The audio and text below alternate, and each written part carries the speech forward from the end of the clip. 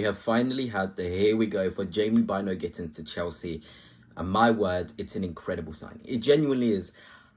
Out of the touchline wingers out there, I think he's one of my favourite, and I would have really loved him at my club, Arsenal. Chelsea are getting an absolute superstar and a player I think, if progress is linear, can sit at the table with the likes of Vinicius Jr. And that's not just me saying this, I've done a lot of research on the player, and he has all the qualities to be that sort of guy for Chelsea. But before I begin, if you are a Chelsea fan, please follow. I'd love to get more of you guys involved on this channel. Hit the like button as well, it really does help out the video and the algorithm. But let us keep on going and talk about Jamie Bynoe Gittens. And in the 22-23 season, so two seasons ago now, his statistics were incredible. You know, this was just a sign of things to come. In terms of stats, he was third in terms of shots. He was first in terms of shots on target. Open play goals as well, he was second. Successful dribbles, he was fifth. And fouls won, he was third as well. This guy has all the qualities very much transferable to the Premier League. I've never seen a player able to go on both sides, go in the inside and the outside, as much and as frequently as Jamie Bynoe Gittens. He has that sort of ability when he's dribbling to fix his opponent. We'll talk about this a bit later. The way he dribbles is so suited to a touchline winger and somebody in Maresca's system. It's incredible. Successful dribbles as well. He's not wasteful. Yes, okay, he's young. He can be a bit raw. There's a bit of his game which needs ironing out. But I genuinely think in terms of how he approaches a dribble, it's small things that is just going to be sort of, it's only need a little bit of training and he's going to be so unstoppable in terms of his dribbles. And I like that he's a high shot volume sort of person. He'll get lots of shots off. He'll shoot from many angles. He's got that sort of capacity to be a different shooter. He can shoot from the edge of the box. He can shoot from cutting in inside. He can shoot on his left foot as well. Roof of the net finishes. He has such a variety of finishes, and that's what Chelsea certainly need on the left-hand side. And I can't tell you how much of an upgrade this is to the likes of the players they've had there in the past, like a Sancho, and that's not being disrespectful to him. In terms, again, last season, he was in the 99th percentile for successful dribbles. He was in the 97th percentile for offensive actions, 97th percentile for progressive carries, 87th for non-penalty goals, 85th for key passes as well. And basically what this data shows is basically top 1% for successful dribbles, top 3% for offensive actions, top 3% for progressive carries, top 13% for non-penalty goals, and top 15% for key passes out of every other winger in the top 5 leagues. So that's very impressive. This guy's a pure dribbler. I absolutely love the way he approaches things. And I genuinely feel Chelsea, if they platform correctly, give him the ball a lot, have him have high volume touches, he's the sort of player that will create 2-3 very good chances per game. And it's about the strikers doing their job and finishing. And I'm looking at Liam Delap, I'm looking at Nicholas Jackson. Can you finish the stuff that Jamie Bynoe Gittens is going to create? I have a lot of faith in Delap to be able to finish. Jackson is still quite young and raw. There's certain things he needs to improve, but he can certainly finish some of the chances as well. But I'm just saying, if you're a Chelsea centre forward, you have to be licking your lips and happy at this still happening. And he's so young, he's so hungry, his mentality is very good as well. This is a guy who always just wanted to come to Chelsea, so there's that factor. And I genuinely, when I look at the stats, when I look at the way he plays, it's very, very impressive. You know, no one took more successful take-ons than him per game last season.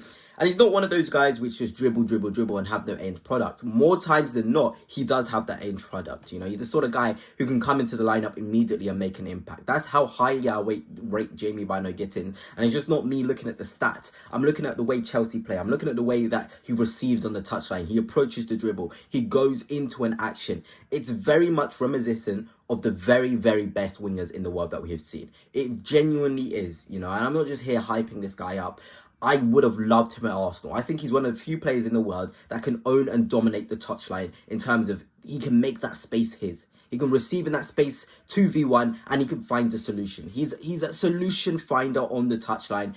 And if you can find those players in the world and get them into your squad like Chelsea have now with Gittens, then you're more than blessed. And people will talk about his output, but I think 15G in 48 games in 2.8k minutes is a very, very good return. We're talking about Dortmund, not the highest level. They don't really maximize him. Yes, he can have high volume touches per game, but at Chelsea, where they're playing against low blocks more often, he will have a field day. He will generally have a field day. And I'm just thinking about who's behind him. Kukurea is quite good defensively 1v1. He's not great going forward. That's great for Gittens. Let him express himself. Let him get forward. He doesn't need someone to overlap him. He doesn't need someone to be inverting so he can have more options. Let him fly on his own, and you have got a phenomenal, and I mean a phenomenal winger here. Season before that, of course, 7 GA and 34. This guy is genuinely great, and it's looking like Chelsea are making a lot of former City player signings, but how can you blame them when you can look at the quality they have? Delap, Gittens, they are dominators of their certain position, and that's just incredible for them. And when I'm talking about his dribbling, this is what I mean. I know it's just a screenshot, and I know obviously I can't show you the clip due to copyright, but look at his body orientation here. If I was to ask you now as you're watching this video, which way do you think Jamie Bynoe Gittens went? Do you think he went inside the pitch, or do you think he went outside the pitch? I'm going to tell you now, he went on the outside. And this is what the best dribblers do. They approach defenders and have them sort of in a position where they are in control. And Gittens has that. He's with the ball. He's in control. He's in control of his action. He knows what he wants to do. Koundé in this situation, who's a very good 1v1 defender, has to adjust to what Gittens wants to do. Not the other way around where we see with other wingers like Sancho and maybe Madueke at times. Gittens is in control. He has a controlled dribble. He has this sort of... It's slow but quick. The burst he has 1v1 is genuinely incredible as well. The first few yards, Gittens is so good. I don't think many fullbacks will be able to keep up with Gittens. Once he makes that first touch beyond them, it's very explosive 1v1. And as you can see, this is a 2v1 situation, and he managed to create a free header chance for Gurate up front. So this is a guy who genuinely can create. He's a guy which generally can dribble, and he's a guy who generally can shoot as well. And this is what I said when I sort of saw the news about Jamie Bynoe Gittens. I said, Chelsea fans, Gittens is the sort of guy, if progress is linear, that in a 3-4 years can hang at the Vinicius Junior table for wingers. 1v1 explosive, capacity to go on the outside and the inside, very good at creating separation and make good shooting angles, touchline demon. I've never been more jealous. And I don't know if it's showing in this video. I'm just a massive fan of Jamie Bynoe Gittens. I think he has certain things that make him so good, that make him almost like, make you want to ignore the raw elements of his game, because he genuinely has a lot already which can improve Chelsea, make them better, make them more effective in the final third, make them more, you know, inevitable in the final third. We're talking about inevitability. All the big teams have one attacking player, two attacking players which are inevitable. With Liverpool, they've got Salah, and now they've got Wirtz, who are going to be inevitable in the final third.